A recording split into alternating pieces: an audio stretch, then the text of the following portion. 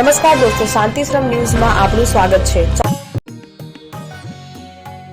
નાયબ મુખ્યમંત્રી હર્ષ સંઘવીના હસ્તે આજે બનાસકાંઠા જિલ્લાના વિવિધ પ્રજાલક્ષી વિકાસ કાર્યોનું ખાતમુહૂર્ત તથા લોકાર્પણ કરવામાં આવ્યું છે। નાયબ મુખ્યમંત્રીએ બનાસકાંઠા જિલ્લાના કાંકરેજ તાલુકાના કાકર સ્થિત સમોર માતાજીના મંદિર ખાતે દર્શન કરી પોતાના પ્રવાસ કાર્યક્રમનો પ્રારંભ કર્યો હતો। નાયબ મુખ્યમંત્રી હર્ષ સંઘવીએ બનાસકાંઠાના ભેલડી સ્થિત બિડિયાજી જૈન તીર્થ ખાતે ₹11.3 કરોડના વિવિધ વિકાસ કાર્યોનું ખાતમુહૂર્ત કર્યું હતું।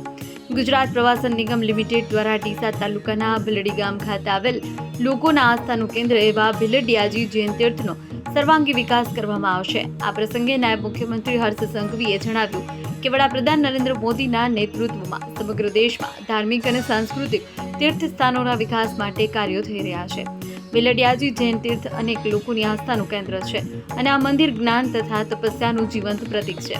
અહીં થનાર વિકાસ કાર્યોના કારણે સ્થાનિક લોકોને રોજગારીની તકો પ્રાપ્ત થશે તેમજ વિસ્તારમાં આર્થિક વિકાસને વેગ મળશે। નાયબ મુખ્યમંત્રીએ જણાવ્યું કે રાજ્ય સરકાર વિકાસ કાર્યો સાથોસાથ છેવાડાના માનવી સુધી સરકારની વિવિધ યોજનાઓનો લાભ પહોંચે તે માટે કટિબદ્ધ છે। રાજ્યના ખેડૂતોને ટેકાના ભાવે પાક નિષ્ફળ જાય ત્યારે રાહત પેકેજ સહિતની સહાય આપવામાં આવી રહી છે। કેન્દ્ર સરકાર દ્વારા પ્રધાનમંત્રી કિસાન સન્માન નિધિ યોજના અંતર્ગત ખેડૂતોને વાર્ષિક ₹6,000ની આર્થિક સહાય આપવામાં આવે છે। વિકાસ અને વિરાસતના સંરક્ષણ કાર્યોને આગળ ધપાવવા રાજ્ય સરકાર હર હંમેશ ખેડૂતોના પડખે ઊભી છે। આ પ્રસંગે રાજ્યના વન અને પર્યાવરણ, વાહન વ્યવહાર તથા ક્લાઇમેટ ચેન્જ રાજ્યમંત્રી પ્રવીણભાઈ માળીએ જણાવ્યું કે રાજ્ય સરકાર લોકોના આસ્થાના કેન્દ્રોનો સર્વાંગી વિકાસ થાય તે દિશામાં સતત કાર્ય કરી રહી છે। રાજ્યના ધાર્મિક, ઐતિહાસિક અને સાંસ્કૃતિક મહત્વ ધરાવતા સ્થળોને વિકસિત કરીને ત્યાં આવનાર શ્રદ્ધાળુઓ અને પ્રવાસીઓને વધુ સુવિધાઓ મળે તે માટે સરકાર પ્રતિબદ્ધ છે।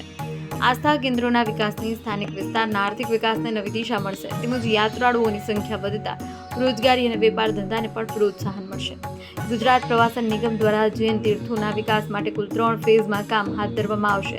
જૈન તીર્થ સર્કિટ વિકાસ ફેઝ 1માં તારંગા, ઈડર અને કુંભારિયાનો સમાવેશ કરવામાં આવશે અને જે ₹5 કરોડના ખર્ચે પૂર્ણ કરવામાં આવશે।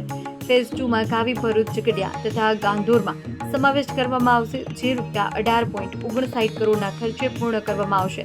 જ્યારે ફેઝ 3માં ભીલડિયાજી જૈન તીર્થનો સમાવેશ કરવામાં આવ્યો છે જેનું આજે નાયબ મુખ્યમંત્રી હર્ષભાઈ સંઘવીના હસ્તે ખાતમુહૂર્ત કરવામાં આવ્યું છે।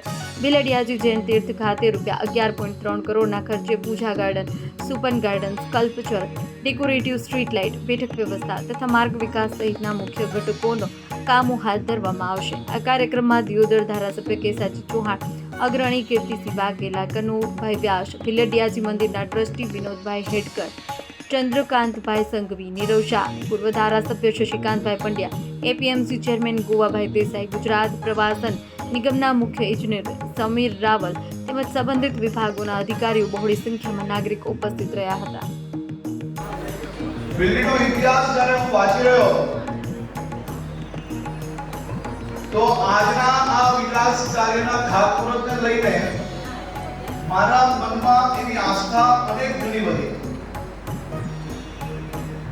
વિકાસ કામો એ માત્ર લોક ઉપયોગી કે લોકોને સારું દેખાય એટલા પૂરતું નહીં, પરંતુ આ બિલ્ડીનો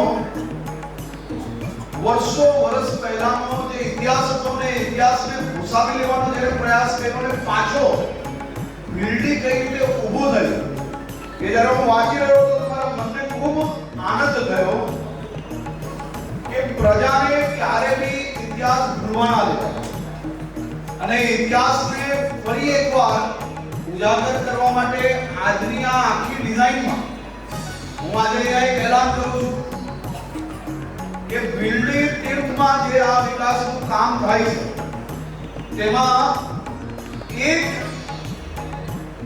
સમગ્ર ઇતિહાસ દર્શાવી શકાય કે વર્ષો વર્ષ પહેલા આપણું બિલ્ડિંગ કેવું હતું, ત્યાં 125 થી વધારે વર્ષો પહેલા શિખરબંધ દેરાસરોથી લઈને આપણા સનાતન મંદિરો અહીંયા હાજર હતા અને બિલ્ડી એ ખૂબ મોટું આસ્થાનું કેન્દ્ર એ વખતોમાં બી રહેલું અને આ જ બિલ્ડીને ત્રંબાવતી નામની ભવ્ય નગરી તરીકે બી ઓળખાતું હતું। એ આપણા બિલ્ડીમાં ફરી એકવાર એ ઇતિહાસ ઇતિહાસને ઉજાગર થઈ શકે, ઇતિહાસ ક્યારેય ભૂલી ના શકાય તે માટે મારી ઉંમરના સૌ યુવાનો ભીલડીની ધરતીમાં કેટલાય લોકો, કેવા લોકોએ આ દેશ માટે કેવું કામ કર્યું છે એ જ્યારે એમને અંદાજો આવશે તો જરૂરથી એમને આ ધરતી પ્રત્યે એમની શ્રદ્ધા હજી બી વધશે.